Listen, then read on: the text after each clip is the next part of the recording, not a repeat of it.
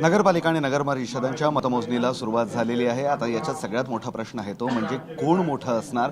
भाजप शिवसेना एकमेकांविरोधात लढल्या आणि दोघांनी जोरदार प्रचार केला, एकमेकांवर टीका सुद्धा केली। सगळं झालंय, संपलंय, थोड्या वेळात निकाल आहे। काय वाटतंय निकाल? आम्ही गेल्या 2.5 वर्षामध्ये जे कामं, मागच्या 2.5 वर्षात जी कामं केली त्यांना आता 1 वर्ष सरत आलेले आहेत, म्हणजे 3.5 वर्षामध्ये त्या कामाच्या जोरावर मतदान मागायला गेलेलो आहे।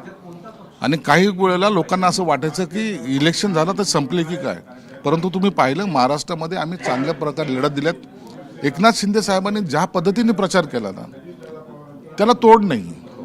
म्हणजे अक्षरशः विधानसभेच्या सदस्याचा जो काही प्रचार करतो उमेदवाराचा, त्या पद्धतीचे मोठमोठ्या सभा झालेल्या आहेत। आम्हाला अपेक्षा आहे निश्चितच आम्ही 1 नंबर नाही परंतु आम्ही 2 नंबरवर जरूर राहू, एवढी तर निश्चित आम्हाला गॅरंटी आहे। 1 नंबरवर कोण राहणार?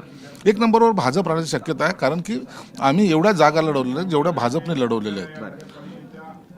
आम्हाला आता स्ट्राईक रेटवर जायचं नाही, आम्ही लढवलेल्या जागाचा तो स्ट्राईक रेट काय असेल ते आम्हाला पाहिजे। आता तुम्ही जर विधानसभेला पाहिलं तर आम्ही 80 जागा लढवल्या, 60 जागा आमच्या आल्यात। स्ट्राईक रेट मग चांगला होता। आम्ही लोकसभेच्या कमी जागा लढवल्यात, उमेदवार चांगले निवडून आले, आमचे स्ट्राईक रेट चांगला होता।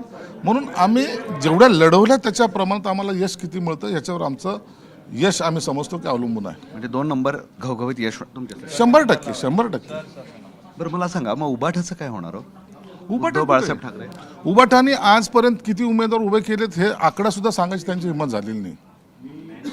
हा अत्यंत शेवटच्या टोकाला ज्याला म्हणतात ना, शेवटून पाहिला ह्या उबाठाची अवस्था राहणार आहे। अच्छा, आणि यश तुमचं म्हणजे महायुतीचं?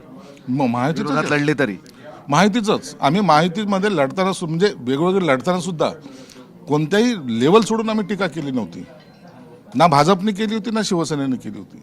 आम्ही बेसिक मुद्द्यावर इलेक्शन लढलेली। मग लाडकी बहीण असेल की योजना असतील की याच्यावरच सर्वात जास्त भाषण मला वाटतं तुम्ही एकनाथ शिंदे साहेबाचं ऐकलं आणि देवेंद्र फडणवीस साहेबाचं पण ऐकलं। तुम्ही जो दावा केलाय त्याबद्दल अभिनंदन। चला, म्हणजे यश तुमचंच आहे? यश तर निश्चित आहे। ठीक आहे, हे होते संजय शिरसाट स्पष्टपणे सांगताय की आज जो निकाल लागणार आहे त्यामध्ये 2 नंबरवर आम्ही राहणार आणि 1 नंबरवर भाजप राहणार आहे। व्हिडिओ जर्नलिस्ट मोहम्मद तौफिकसह विशाल करोळे, झी मीडिया, छत्रपती संभाजीनगर।